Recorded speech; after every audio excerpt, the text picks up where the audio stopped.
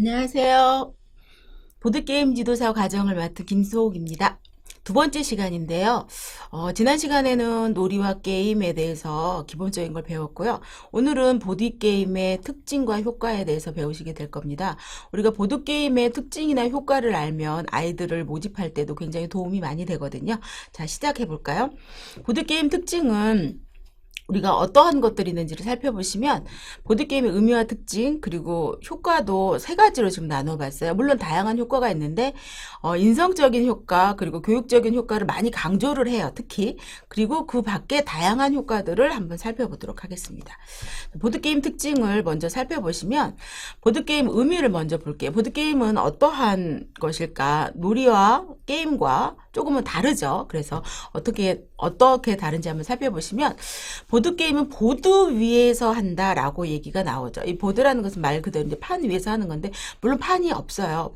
없는 게임도 있어요. 자, 보면 주사위, 카드, 말 등의 어떤 도구를 사용한다. 그래서 보드게임에서 만약 그 카드만 있는 게임들이 굉장히 많잖아요. 로봇77 같은 거. 이런 것들 보면 그렇다고 보드게임이 아닌 건 아니죠.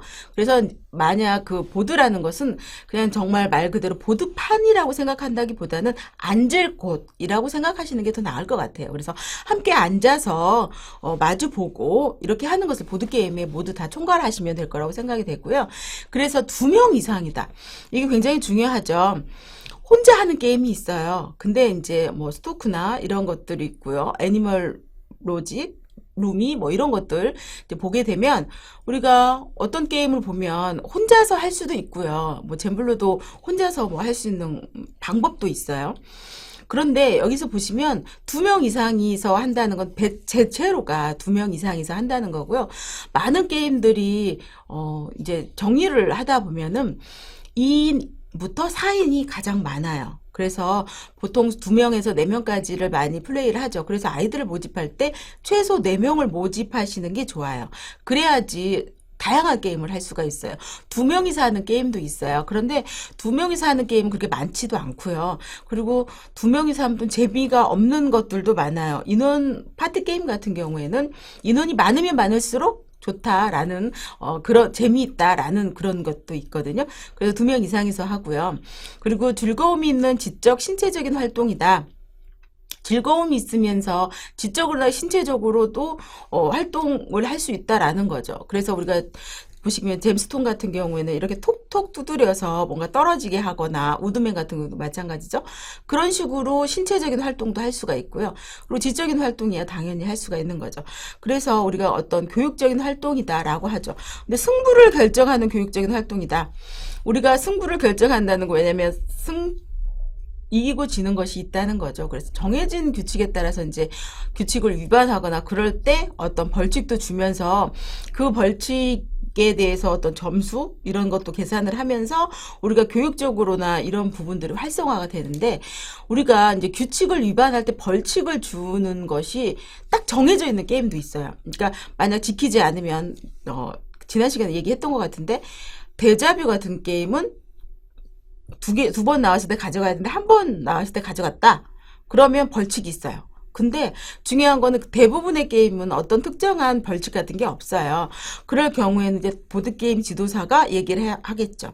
어떤 것을 우긴다거나 규칙을 위반하거나 그러면 타임아웃이라는 제도가 있어요. 물론 이제 제가 이제 수업 중에 하는 건데 이런 경우 보면은 너는 지금 뭐 때를 쓰거나 아니면 그 벌칙을 위반했으니까 한 턴 쉰다. 아니면 1분 쉰다. 이렇게 얘기를 하죠. 근데 게임이 굉장히 빨리 진행되기 때문에, 한 턴을 쉬는 것도, 그렇지만 1분을 쉬면 보통 3, 4턴이 쉴 수도 있기 때문에 굉장히 아이들이 그 규칙을 나중에 지키려고 노력을 한다는 거죠. 그래서 점수를 환산해서 승패를 결정한다. 대체로 보면은 점수라는 게 있어요. 그래서 카드 게임 같은 경우 카드가 몇 개 남았냐, 도불은 카드가 몇 개를 남았느냐 이것도 있고요. 그리고 대체로 점수에 나중에 계산을 해서 더하기 빼기 이렇게 계산을 해서 승패를 결정하는 거죠. 그래서 그렇게 되기 때문에 우리가 어떤 승패나 이런 부분들을 굉장히 중요하게 생각하는 것이 보드게임이라고 할 수 있는 거죠.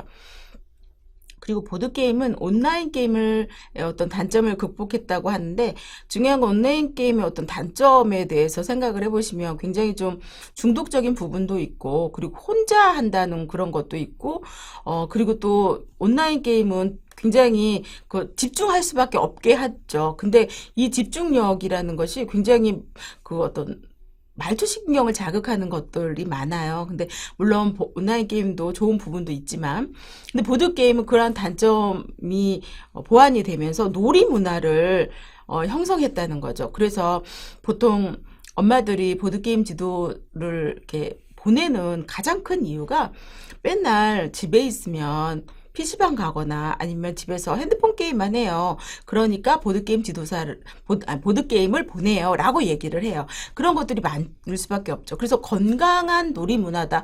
이것이 굉장히 중요하다고 할 수 있고요. 보드게임은 또 목표, 규칙, 경쟁, 승패. 이게 네 가지가 굉장히 중요하죠. 어떠한 목표를 가지고, 그러니까, 보드게임, 이제, 실질적으로 여러분한테 이제, 보드게임에 대해서 알려주는 그런 시간에 보면 6차시 이후에 쭉, 활동을 하시게 되는데, 보시게 되면, 이게 목표라는 걸 가져오죠. 어떻게 할 때 이긴다. 라는 게 있어요. 그 목표가 굉장히 중요하죠. 그 다음에 규칙이 있고요. 경쟁이나 승패 이런 것도 굉장히 중요해서 이 규칙에서 승리를 하기 위해서 노력을 하면서 만약 내가 이기려고 노력을 하지 않으면 어떤 발달이 안 되지만 노력하려고 하면 신체적으로나 지적으로나 굉장히 두뇌 활동을 할 수밖에 없기 때문에 어떤 그러한 부분들이 발달이 된다는 거죠. 그리고 상호작용을 해서 직간접적인 어떠한 강화를 주고받는다. 왜냐하면 목표 지향적인 행동을 하잖아요. 그러면 협력 게임이면 당연히 이렇게 해야 돼라고 얘기를 해서 포비든 아일랜드 같은 경우는 이게 뭐 모든 것이 이제 녹기 전에 비행기를 타서 이렇게 가야 되는 그런 게임인데 중요한 거는 그러면 반드시 뭔가를 해야 되겠죠. 근데 물론 협력 게임이 아니어도 마찬가지예요.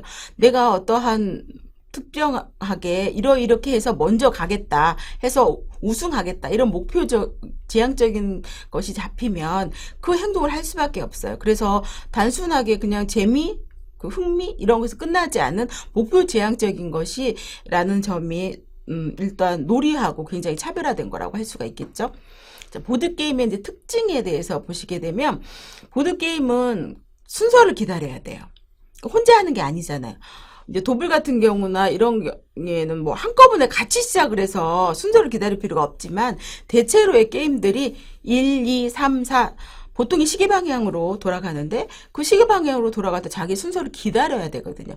그런데 자기가 순서를 기다리고 또 상대방이 어떤 표현을 하는지도 봐야 되는데 어떤 것을 표현한지를 봐야 된다는 건 무슨 의미냐면 그 추리게임 같은 경우에 나 정말 못했는데 아닌데 어떡하지 막 이렇게 블러핑을 한단 말이죠. 그러면 그것을 믿어야 되나 믿지 않아야 되나 이렇게 좀 생각을 하게 되거든요. 그리고 어떤 게임을 할 때 어떻게 상대방이 표현하는지를 잘 봐야 돼요. 덱식 같은 게임은 상대방이 어떠한 주제로 뭔가를 얘기를 한다면 그 얘기를 듣고 내가 과연 어떤 카드를 내야 되지? 이런 생각을 할 수가 있죠. 그래서 딕식 같은 경우에는 상대방의 잘 표현을 듣고 그거하고 유사한 게임 카드를 내면서 자기가 더 많은 점수를 얻어야 되는 그런 게임이거든요. 그런 것처럼 우리가 상대방의 말을 들어야 되는 것은 딕식뿐만 아니라 모든 거에서 다 적용이 되죠. 그래서 우리가 활발하게 적극적인 상호작용을 할 수밖에 없어요. 상대방이 말하는 거를 듣지 않고 게임을 진행하지 못한다는 거죠. 그래서 상호작용이 발달이 될 수밖에 없다는 거고요. 그러면서 의사소통도 능력도 발달이 되는 거죠.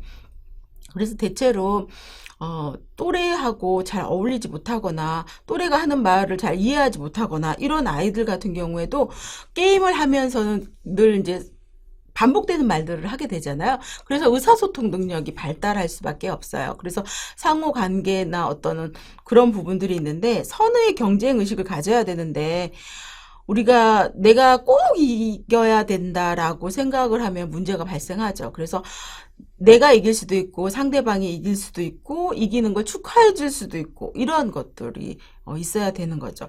그리고 이게 대응 방식이라는 게 생길 수밖에 없는데 상대방의 행동에 따라서 내가 어떻게 대응하는지 그리고 내가 말하는 것에 대해서 상대방이 어떻게 대응하는지에 따라서 자신의 대응 패턴을 바꿀 필요도 있어요. 그래서 정말 짜증나. 뭐야, 너 빨리 안 할래? 막 이렇게 정말 게임할 때 자기